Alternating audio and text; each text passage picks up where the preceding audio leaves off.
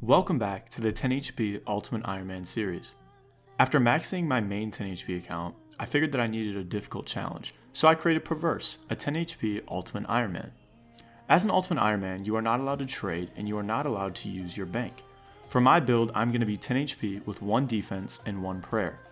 Throughout my journey, I'm going to make my own GP, smith my own cannonballs, and eventually work towards gathering my gear as I work towards my final goal of achieving 99 Slayer on a 10 HP Ultimate Iron Man. This is the road to 99 Slayer. Okay, hold on. Pause the intro. I made my first video on this account about 5 years ago, all with the intention of getting 99 Slayer on my 10 HP UIM. Fast forward to today and, well, I still haven't trained the Slayer skill. I'll be honest, a lot has changed with this account and my goals for what I want to do, and there's been a lot of progress that still hasn't been uploaded to YouTube. But I do know one thing for sure, I think it's time that we finally train Slayer today. What better way to do that than to start off with Wilderness Slayer? Our goal is to work towards a rune pouch, which is going to cost us around 750 Slayer points, but we also want to stack up some Slayer points for when we go to Vanica later on and make sure that we can block and skip any tasks that we need. On a 10 HP UIM with 1 prayer and 1 defense, I'm sure this is going to go very smoothly, and I won't have any problems whatsoever throughout this entire journey.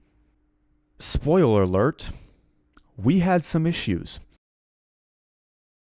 Last time on this shit. We got 100% favor in all of the Zaya households, giving us White Graceful. We got 77 rune crafting at the Arceus Library, and then we finished off 99 rune crafting at Blood and Soul Runes, giving us 68 million GP to use for whatever our heart desires.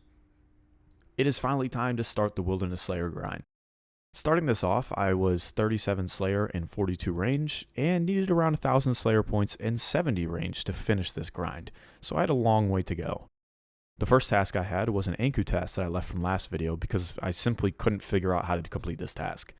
I referenced a spreadsheet that we have in the 10 HP Discord that showed some really cool spots, and this is where I landed. The cannon gets placed out in the center, and you use the coffins right here to body block the Ankus. With the Anku's max hit of 9, you need some high healing food, so I'm using jugs of wine from Draenor.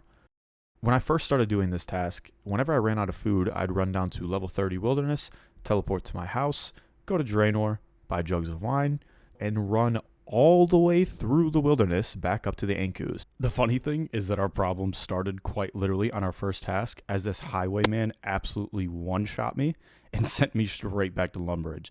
I had to go pickpocket men, buy a bronze axe, and take a canoe back up to Edgeville, and then run all the way back up there just to get my stuff. It wasn't too long after this that I quickly realized that I really needed to do something different with this task. If you are not aware, there is literally a teleport to the Forgotten Cemetery that takes you right next to your cannon.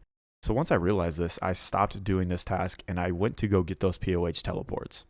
And already on our first task, it's time for our first UIM detour. In order to get the cemetery teleport in our POH, we first need the magic level required to cast it, which is 71. Luckily, I was already pretty close to this, so I just went and did some teleports to knock out the 71 magic requirement. Now, in order to build this teleport in our POH, we need 100 times the runes required to cast the teleport. Pretty easy, right? I went over to the Magic Guild shop to buy the runes when I quickly realized that they had made a change where you are required to complete the Hand in the Sand quest just to access the shop. Alternatively, I could have went to the Wilderness Mage shop to get the runes, but I figured this was something that I needed to do eventually, so why not now? On the outside, the Hand in the Sand quest might seem like a pretty simple quest, but when you have a really low farming level and you are required to have white berries for the quest, you'll quickly run into a problem. In order to get white berries, I have to pick them up off the ground at the lava dragons. The lava dragons are located in the deep wilderness, somewhere between level 36 and 42, so I can't teleport away. Additionally, they can max hit a 23 or 50 with Dragonfire, and they're aggressive. So as I'm walking my happy self on up to the lava dragon isle, I also tried to do a tank test with Chaos Elemental.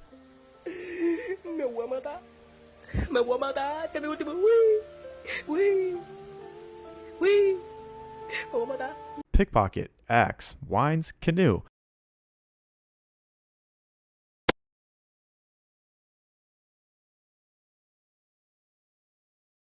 Pickpocket, axe, wines, canoe.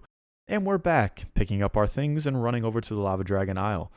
Then I realized that I really couldn't just run over to the Whiteberry location as it's located all the way in the back of the Lava Dragon Isle, so I had to bring in reinforcements with my alt, who set up a cannon and was trying to aggress all the Lava Dragons so I didn't get one shot. Luckily, I made it in, got my white berries, and got the fuck out of there, finally ready to complete the Hand in the Sand quest. The quest went pretty smooth from there. The only other problem I had was that I had to go to Entrana, so I just dropped all my runes and my staff right before I took the boat, quickly went and did what I needed to do, and then ran back and picked up all of my stuff. Completed the Hand in the Sand quest finally. I was able to buy the required runes that I needed for the POH teleport, and then I had an unlimited teleport to the cemetery. As you can see, when you take this teleport, it literally takes you right next to your cannon, which is perfect for this task. So finally, after way too long on this task, I completed my first Slayer task of the video. Ankus were completed.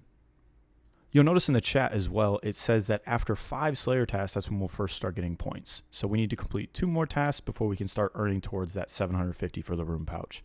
You'll also notice that I have gear in this clip and also more cannonballs in my inventory. Before I finished the Anku task, I went and smithed around 3,000 cannonballs, and I also made some gear upgrades with some leather armor and a U longbow, giving me more attack bonus than that two-hander with still a little bit of risk. Our next task that we got assigned is an interesting one. It's Dark Warriors. Since I've only completed 3 tasks, I still don't have any Slayer points, so this isn't a task that I can skip. So let's dive into the madness that is Dark Warriors. Dark Warriors are located in the fortress with 17 spawn locations in a multi-combat area, all with a max hit of 18. This is complete hell for my account build with 10 HP and 1 prayer. To skip all the nonsense that went into figuring out how to do this method, just know that this is not possible without 2 alts to help you. To get into the center of the fortress, you have one alt stack up all the warriors in the southern room, and then another alt stack up all the warriors in the eastern room. Then your 10 HP can run into the center, set up its cannon, and get in the safe spot. You'll then need one alt to body block right next to the cannon so that you are able to refill the cannon whenever it runs out. Once you're set up, you're pretty much good to go. But figuring out how to get that set up in the beginning took me way longer than I want to admit. Either way, once we were good to go, this task was done before you knew it, and that is our 4th task completed with Dark Warriors done. For our 5th task and last task before we start getting points, we got Ankus again. Now that we kind of already know what we're doing, this task went pretty quick with the cemetery teleport. So now we're officially getting Slayer points and are at 25 out of the 750. Our next few tasks weren't too bad, so I think we should speed this up a little bit. Tell you like it is, it's like this. Don't be such a slave to your brother. Baby, get shaky after school. Oh, there you go, there you go. Baby, go crazy, break the rules. Oh, there you go,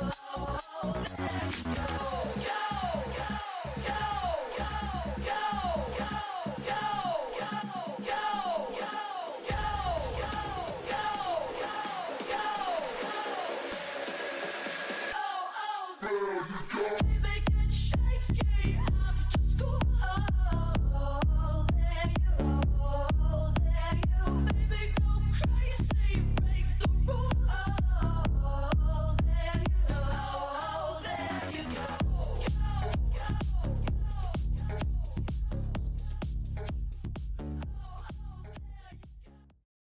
At this point in the journey, we are at 295 Slayer points and right around 50 Slayer. During this Anku task, I thought it would be a good idea to live stream myself doing Wilderness Slayer on a 10 HP Ultimate Iron Man, and this is what ended up happening. Bruh! You just about fucking killed me! Bruh! You asshole! God damn it! I've only got 5 left, dude!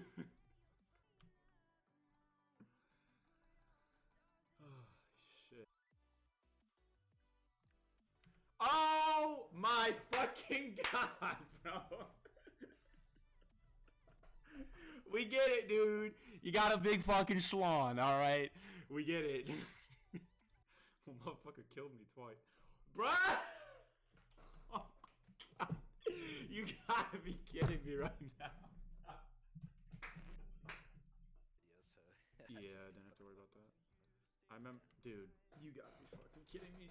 This is a joke! With 320 Slayer points to my name and the Anku task finally finished, we got out of the wilderness as fast as possible and went back to Cristelia to get a couple more tasks. Our next one was Earth Warriors, and we finished that up pretty quickly. And then our next task was Mammoths. Yeah, I was wondering if there was like a specific cannon location, like where you place the cannon. Where Oh you yeah. stand. Oh no, you're fucked. Oh, so. No, Cheers, mate. you're Cheers. fucked. That's like, I'm gonna remember that line. That was beautiful. Turns out Mammoths are actually a really good task, and we ended up finding an even better location later on in this video thanks to the 10 HP Discord. Before we get back into the Slayer, there's a couple things that I want to talk about. First things first, I've been trying to complete all the medium clue scrolls that I get, and you saw earlier in the video I had to drop my first one, but we got a second one from the Mammoth task. I killed a monk at the monastery, I killed a guard in Arduin, and then I killed Penda in Birthrope, and then my last step of the clue was a coordinate clue that I was able to complete. And you'll never believe what I got. Not shit. So with the clue scroll out of the way, you'll also notice in the last few clips that I've had some better gear. Whenever I would run out of cannonballs, I would drop all of my gear, all my inventory, and I would go make somewhere around 5,000 cannonballs with the method that I showed in my previous video. Then, once I made the cannonballs, I had to rebuy all my gear. And now since I have better gear, I figured I'd probably show you how I do that. I start off in Varrock by buying a leather body from the clothes shop, and then I run south to the Champions Guild. Once in the Champions Guild, I go upstairs, talk to Scavo, and buy a green D'hide Chap and green D'hide Vambrace, and finally a Coif. The last thing that I need to get is an adamant crossbow. I'll grab a hammer for my POH, then I'll go to Edgeville and take the minecart to Keldegrim. Once in Keldegrim, I go to the bottom floor of the main center area and go to the crossbow shop. I buy a mahogany stock and adamant limbs. The last thing that I need to get is some raw meat. This is so I can use it to make sinew to string a crossbow. Early on when I was doing this, I would run over here and grab a cannon and quite literally just go kill a cow in Lumbridge. But you can also just go to the food shop in Port Sarum and just buy the raw meat there. It's quicker and it's easier. Once I have everything, I head to Lumbridge to spin the crossbow string. You can use the adamant limbs on the mahogany stock, then use the crossbow string to finish off the adamant crossbow. The other thing I started doing later towards the end of this grind is I started using the Brimhaven food shop as a food source instead of jugs of wine. If you change your POH location to Brimhaven, you can run east to meet Alfonso. Alfonso sells a whole bunch of different food that heals way over the 10 HP that you need, but the reason that it's so nice is that he has a bigger stock between multiple fish. When in comparison, the jug of wine storage in Draenor is only 5, so you normally have to hop multiple times. The downside with this shop though is that the food costs significant more than the jugs of wine, so I didn't really keep doing this long term, but this is a quicker option if you did want to get food. But now with 5,000 cannonballs and all of our gear and food, it's time to get back into Slayer.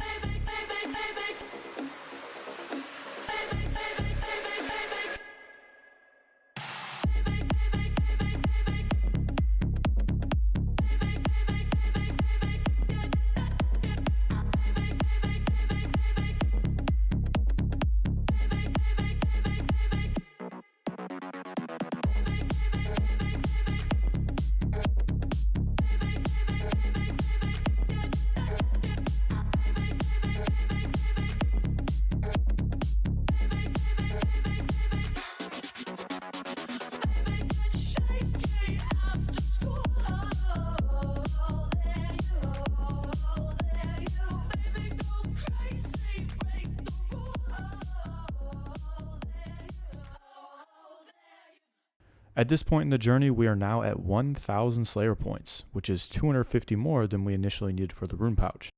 If you remember what I said at the beginning of the video, I mentioned that I wanted to get more points just to have enough to skip or block any tasks when I started Vanica, as the points you get from that master are a lot lower. There was one last thing that I wanted to get from Wilderness Slayer before stopping, and that was 70 range. We were getting close, but there was a little bit more Slayer to still be done. I completed a Moss Giant task, got 59 Slayer at a Mammoth task, I hit 60 Slayer, and then that's when this happened.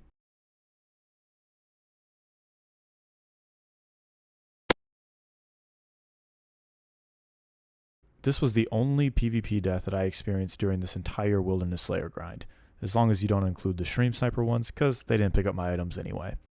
I lost a decent amount of cannonballs in this, but at the end of the day, it wasn't too big of a deal, as most of it was just rag gear and the cannonballs. After dying, re-gearing, and getting all my cannonballs back, I headed back up to try to finish the rogue task that I still had. I'm not going to say anything about this next clip, but I want you to look to see if you see something that's off. Yeah, I went into the deep wilderness with my entire cash stack, over 60 million GP. This is the second time that I brought my entire cash stack into the wilderness without even noticing. Earlier it was at the Black Demons. But this one is so much worse because it's so deep in the wilderness and it's so hard to escape from a PKer, and almost every single combat bracket can hit me other than like a max main. I just got really lucky that there wasn't a PKer at this spot. After all that nonsense, there wasn't really that much else that happened during the grind. I finished off a whole bunch of Slayer tasks, I blocked an Earth Warrior task for the future for when I'm doing Vanica, and I ended up getting 70 range and finishing off the Wilderness Slayer grind. I ended with 1,290 Slayer points total, which was more than enough to buy the rune pouch, which cost 750. I was left with 540 Slayer points and concluded the Wilderness Slayer grind. The reason I was hunting so hard for this rune pouch is simply because of the inventory space that it saves. You save 2 inventory spaces by being able to put 3 runes into 1 inventory slot. This is super useful for basically all skills and everything that you do on a UIM, but it's also super important for way later in the future when I start making all my cannonballs. There is a newer cannonball smithing method that actually involves using the rune pouch and using the furnace in Falador rather than Edgeville, and now that I have this, I'm fully prepared to do that method if I want to. Additionally, this basically acts as a construction cape for me before I get 99 construction. Yes, it does require 1 inventory space rather than 0, but for the time being and for a very long time, this will do me just fine. Additionally, there were a couple other things that I didn't include in this video. For example, I got 89 Hunter at Black Salamanders, and I also got 83 Woodcutting while AFKing in between tasks. Additionally, I also never really talked about Laren's keys. You lose all of your Laren's keys every time you have a PVM or a PvP death. I can't equip the Dagonhai, and the chests that I did open, the resources weren't really that good, and I ended up just dropping them most of the time anyway. For my account, they really weren't that important for this grind. Overall, I got quite a bit done this progress video. Most notably, I finished the Wilderness Slayer grind, which granted me 70 range, 61 Slayer, a rune pouch, and 540 Slayer points left over, including the Earth Warriors already blocked for the future with Vanica. This Wilderness Slayer grind was honestly a lot of fun, and when I was recording these clips, at the time, my plan was to do Vanica Slayer to the rest of 99. Of course, this is future me talking now, but I can confidently say that be on the lookout for more Wilderness Slayer in the future, because we're not done with it yet. In the next episode, we're going to keep working on some Slayer requirements we have, while also getting some of our other skills up. This includes heading back to Wintertod, because I really need a Tome of Fire before I can do any type of Slayer, as I want to be able to high alch while I have a crossbow equipped during Slayer. Before I go, make sure you check out my Twitch, because I also do some live streams every once in a while, like you saw in the video. Additionally, make sure you check out our 10 HP Discord. It has all the resources that I use in this video, such as Slayer spreadsheets and many other things. If you want to get involved with the community or just have more information about HP restricted accounts, make sure you check it out. Thank you so much for watching, and I will see you in the next one.